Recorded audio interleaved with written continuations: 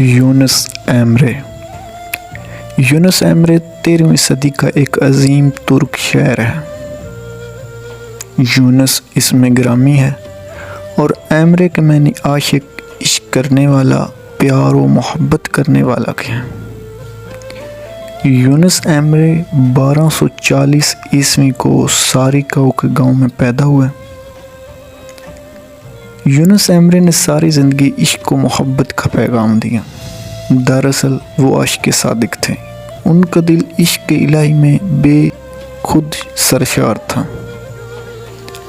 ان کی ساری زندگی رشد و ہدایت کی تعلیم لیتے اور دیتے گزری۔ وہ ایک صوفی، صافی اور باعمل انسان تھے۔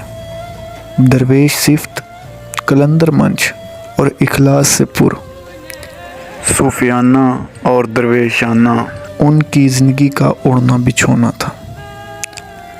تصوف کے اس مقام تک پہنچنے میں صوفی حاجی بیکتاش ولی اور صوفی شاعر مولانا جلال الدین رومی نے بہت اہم کردار ادا کیا۔ ان دو صوفیاء کی نظر نے ان کو کیمیا بنا دیا اور وہ تصوف میں ڈوب گئے۔ اس میں شک نہیں کہ مولانا روم کی شہرت دنیا کے بیشتر ممالک میں یونس ایمرے سے کہیں زیادہ ہے، لیکن سرزمین ترکی، اناطولیہ کے دور دراز دیہات، ریاست بلقان، وسطی ایشیا، البانیہ اور روس سے آزاد ہونے والی ترک نژاد قومیتوں میں یونس ایمرے کی شاعری کا طوطی بولتا ہے۔ ترکی میں تو یونس ایمرے کو عوامی اور صوفی شاعر کے بطور بے حد عزت دی جاتی ہے۔ سبب یہ ہے کہ مولانا روم کی شاعری فارسی زبان میں ہے، جس سے ترکی کے عام لوگ اور خصوصاً نئی نسل نابلد ہے۔ اگرچہ مولانا روم کے کلام کے ترکی تراجم ہو چکے ہیں، تاہم براہ راست اصل زبان میں شعر پڑھنے کا جو مزہ ہے وہ ترجمے سے حاصل نہیں ہوتا۔ یہی وجہ ہے کہ ترکی کے لوگ اور بالخصوص نئی نسل مولانا رومی سے زیادہ یونس ایمرے کے کلام سے واقف اور مانوس ہے، کیونکہ ان کا سارا کلام عثمانی ترکی زبان میں ہے، جس کو اب نئے اسکرپٹ میں منتقل کر لیا گیا ہے۔ ایک روایت میں جو شیخ سلمان افندی کی تالیف کے حوالے سے ہے کہ مولانا رومی نے ایک دن فرمایا، منازل الہی میں سے جس مقام پر میں فیض ہوا، اس پر ایک ترکمان بزرگ کا نقش قدم پایا اور میں ان سے سبقت نہ لے جا سکا۔ اس ترکمان بزرگ سے مراد یونس ایمرے ہے۔ یونس ایمرے نے جس دور میں امن، آشتی، محبت اور انسانیت کا پیغام اپنی عوامی شاعری میں دیا، وہ دور ہمہ گیر تبدیلیوں اور عالمی سطح کے تاریخی اور سیاسی واقعات کا دور تھا۔ مشرق میں بیت المقدس کی جنگ، صلیبی جنگیں ختم ہو چکی تھی، لیکن اس کے اثرات اور آثار موجود تھے۔ ایشیا میں چنگیز خان وسطی ایشیا سے نکل کر مشرق میں تباہی مچانے لگا تھا۔ اس کے جانشینوں نے فتوحات کا سلسلہ جاری رکھا اور بغداد ہلاکو خاں کے ہاتھوں فتح ہوا۔ اس طرح تارتاریوں نے دمشق، کیرا اور اناطولیہ کے پہاڑوں کو رون ڈالا، یہاں تک کہ منگول یورپ میں بھی داخل ہو گئے۔ 13ویں صدی کے وسط میں اکونیم کا سلطان کیقوباد سلجوق منگولوں کی فوج سے نبرد آزما تھا۔ انگورا، جو موجودہ انقرہ ہے، کے قریب ارطغرل جو ترک تھا، اپنی تھوڑی سی فوج کے ساتھ دریائے فرات کے کنارے سفر کر رہا تھا۔ اچانک وہاں پہنچ گیا اور اس نے کیقوباد کی مدد سے منگولوں کو شکست دلا دی۔ کیقوباد نے ارطغرل کو اس کی شہر کا ضلع بخش دیا۔ عثمان ارطغرل کے یہاں پیدا ہوا اور یہی عثمانیوں کا جد امجد کہلایا۔ ارطغرل کی وفات کے بعد عثمان اس کی شہر، اناطولیہ کا قدیم شہر ہے، کا حاکم بن گیا۔ اس نے ینی شہر کو بھی فتح کر لیا اور اپنی حدود کو بڑھاتا گیا۔ اب اس نے ینی شہر کو اپنا صدر مقام بنا لیا۔ اس نے کئی یونانی قلعوں کو بھی فتح کیا۔ یونان میں اس وقت بازطینیوں کی حکومت تھی۔ یونانیوں کی فوج اس کی سرکوبی کے لیے آئی، لیکن عثمان نے انہیں شکست دی۔ عثمان کے لیک بیٹے اور جانشین ارخان نے 10 سال کے محاصرے کے بعد برسا کو بھی فتح کر لیا، جو یونانیوں کا مذہبی مرکز تھا۔ اس فتح کی خبر ارخان نے اپنے باپ کی وفات سے پہلے اسے دی۔ عثمان اول ترکوں کا پہلا سلطان تھا جس نے ایک عظیم عثمانی سلطنت کا خواب دیکھا تھا، اس لیے ترک اسے بجا طور پر پہلا سلطان کہتے ہیں۔ ایک مشہور مورخ کے مطابق اس نے کچھ اس طرح سے عثمان اول کے بارے میں لکھا ہے کہ وہ بہت سادہ انسان تھا۔ اس نے سونے چاندی کے خزانے نہیں چھوڑے۔ یونس ایمرے ارخان کا ہم اثر تھا۔ 13ویں صدی عیسوی میں یورپ و ایشیا اور مشرق وسطیٰ کے سارے علاقے ایک افراتفری اور انقلاب کی زد میں تھے۔ یونانی بازطینی سلطنت مختلف ریاستوں میں بٹ گئی تھی اور ان ریاستوں کے درمیان جنگ و جدل جاری تھی۔ صلیبی جنگیں بھی اسی دور میں ہوئیں۔ اناطولیہ بھی طوائف الملوکی اور لڑائیوں کا ایک طویل دور گزرا تھا۔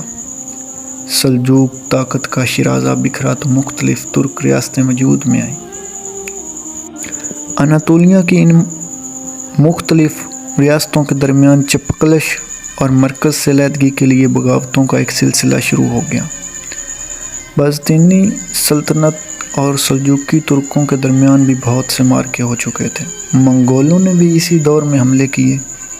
چنانچہ یہ دور سخت انتشار، فتنہ، فساد، جنگ و جدال، افراتفری اور بے سکونی کا دور تھا۔ اناطولیہ کے لوگ طوائف الملوکی اور جنگوں کے اس طویل دور سے گزرنے کے بعد ایک ایسے امن کی خواہش مند تھے جس کی اساس انسان کے شرف خلقی کی قدر پر رکھی گئی تھی۔ اس امن کا پیغام یونس ایمرے نے اپنے شاعری کے ذریعے دیا۔ اتفاق کی بات ہے کہ جس دور میں یونس ایمرے زندہ تھا اور امن، محبت، انسان دوستی اور نیکی کا پیغام لوگوں کو دے رہا تھا، اسی دور میں اطالیہ کا عظیم مفکر شاعر ڈانٹے بھی اپنی شاعری کے ذریعے محبت، امن اور انسانی عزت و شرف کے گیت گا رہا تھا۔ ڈانٹے یونس ایمرے سے 27 سال بعد پیدا ہوا اور ان کی وفات کے 1 سال بعد مرا۔ اسی طرح اس وقت کے غیر منقسم ہندوستان میں خسرو کی شاعری کا طوطی بولتا تھا۔ وہ یونس ایمرے کی پیدائش سے 12 سال بعد اور یونس ایمرے کی وفات سے 5 سال بعد یعنی 1325 میں فوت ہوئے۔ ان تینوں ہم عصر شاعروں نے اپنے اپنے عوام کو مادی اور روحانی سکون، امن و آتشی، شرافت اور خوشی سے زندگی گزارنے کا پیغام دیا، اور تینوں نے حسن، خیر اور نیکی کی اقدار کو ترویج دینے کی سعی کی۔ تینوں ایک ہی دور میں اپنے اپنے ملکوں میں شہرت اور نیک نامی کی بلندیوں پر پہنچے، اور تینوں نے اپنے ہی عوام کی زبان میں شعر کہے۔ یونس ایمرے کے کلام کے 2 مجموعے دستیاب ہیں۔ ایک کا نام دیوان ہے جس میں کم و بیش 350 منظومات شامل ہیں۔ دوسرا ایک رسالہ ہے جس کا عنوان رسالۃ النصیحہ، ایک مثنوی ہے جس نصیحت آموز انداز میں لکھا گیا ہے۔ اس میں مذہبی، اخلاقی اور صوفیانہ تعلیمات کا خزانہ موجود ہے۔ یونس ایمرے 720 ہجری 1320 عیسوی میں فوت ہوئے۔ اس وقت ان کی عمر 80 سال سے زیادہ تھی۔ افسوس اس بات کا ہے کہ یونس ایمرے کی حیات کے بارے میں مستند معلومات کی شدید کمی ہے۔ اس صاحب دل، صاحب عرفان و وجدان، صاحب علم، صاحب ذوق انسان کے حالات اور تعارف پر دھند کا پردہ پڑا ہوا ہے جو آج بھی اناطولیہ کے لوگوں کے دلوں پر راج کر رہا ہے۔ اس کا ایک سبب تو یہ ہے کہ اتفاق سے یونس ایمرے کے بعد یونس تخلص کرنے والے کئی اور شعر سامنے آئے اور انہیں بھی شعر کہے، بلکہ ان کے اشعار کا بیشتر حصہ اصل میں یونس کی تخلیق ہے۔ یہ سب اس طرح گڑبڑ ہوا کہ یونس کی حیات اور شخصیت کھل کر سامنے نہ آ سکی، البتہ ان کے کلام نے دلوں کو مو لیا۔ دوسرا سبب بقول ڈاکٹر ارکن ترکمان یہ بھی ہو سکتا ہے کہ درویش شاعروں کی یہ حالت ہوتی ہے کہ وہ اپنی زندگی کو کوئی اہمیت نہیں دیتے، اس لیے ان کی تصانیف میں ان کے حالات و زندگی کے متعلق کوئی زیادہ مواد نہیں ملتا۔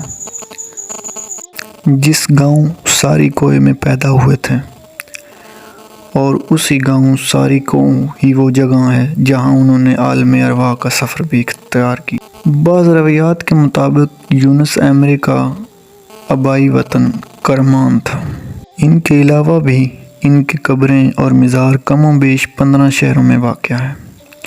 اس سلسلے میں یہ کہنا زیادہ بہتر ہوگا کہ یونس ایمرے کی ابدی استراحت گاہ ترک قوم کا دل ہے اور یونس ایمرے کا اصل مدفن ان کے چاہنے والوں کے قلوب ہیں۔ اب یونس ایمرے کے چند ایک شعر ملاحظہ فرمائیے جو اردو میں ٹرانسلیٹ کیے ہوئے ہیں۔ میں آیا نہیں بہر جنگ و عداوت، میں آیا نہیں بہر جنگ و عداوت، میرا مقصد زندگی ہے محبت۔ میں ہوں عشق و امن، میں ہوں عشق امن و حقوت کا ناشر، میں ہوں عشق امن و حقوت کا ناشر، کیے ہیں رقم میں نے صفحے کے صفحے، کیے ہیں میں نے رقم صفحے کے صفحے۔ عشق کے مقصد اور مفہوم کے لحاظ سے مولانا رومی، یونس ایمرے اور اقبال میں بہت مماثلت پائی جاتی ہے۔ یونس ایمرے نے مولانا روم کی صحبت سے فیض اٹھایا۔ رومی کی نظر کیمیا نے یونس میں عشق کی آگ بھڑکائی۔ اقبال کو بھی رومی کے کلام میں جس موضوع سے سب سے زیادہ متاثر کیا وہ عشق ہے۔ کلام اقبال میں عشق کے مفہوم نے جو وسعت پائی ہے وہ اقبالیات کے عقیدت مندوں سے پوشیدہ نہیں۔ یونس کی نظر میں عشق و محبت دنیا کے تمام موجودات کا اصل ہے۔ رومی ہی کی طرح یونس ایمرے اور اقبال دونوں عقل اور تن پر عشق اور من کو ترجیح دیتے ہیں۔ یونس کہتے ہیں فانی ہے یہ تن پر من ہے، فانی ہے یہ تن پر من ہے، امر تن جا کے کبھی واپس نہ ہوا، فانی ہے یہ تن پر من ہے، امر تن جا کے کبھی واپس نہ ہوا، جب قتل ہوا تو تن ہی ہوا، کب من کو کسی نے قتل کیا۔ اقبال کا صوفیاء کے ساتھ یہی اختلاف ہے کہ وہ خودی کے فنا کے نہیں بقا کے قائل ہیں۔ اس لحاظ سے یونس ایمرے اور اقبال میں ہم آہنگی پائی جاتی ہے۔ یونس ایمرے فرماتے ہیں ریاکاروں کا دعویٰ ہے کہ ہم ہیں پارسا اتنے، ریاکاروں کا دعویٰ ہے کہ ہم ہیں پارسا اتنے، نہیں کچھ بھی کمایا ہم نے ناجائز طریقوں سے، مگر جتنا چلے داؤں پہ اتنا لوٹ لیتے ہیں، مگر جتنا چلے داؤں پہ اتنا لوٹ لیتے ہیں، جہاں کچھ بس نہیں چلتا وہاں یہ نیک بندے ہیں۔ ایک اور جگہ فرماتے ہیں منزل عشق بہت ہے دور اور بہت دشوار بھی ہے، منزل عشق بہت ہے دور اور بہت دشوار بھی ہے، راہ بھی یونس مشکل ہے کون وہاں تک پہنچے گا۔ یونس ایمرے کی شاعری انسانی جذبات سے بھرپور ہے۔ اس کے شعر میں سارے جہاں کا درد ہے، وہ تمام انسانوں خصوصاً محروم، ندار اور مصیبت زدہ انسانوں کے دکھ درد میں شریک ہیں۔ وہ ترکی شاعری کی تاریخ میں پہلا اور سب سے زیادہ کامیاب شاعر ہے جس نے اپنی تخلیقات میں اخلاقیات کو جمالیات کے زیور سے آراستہ کیا۔ والسلام۔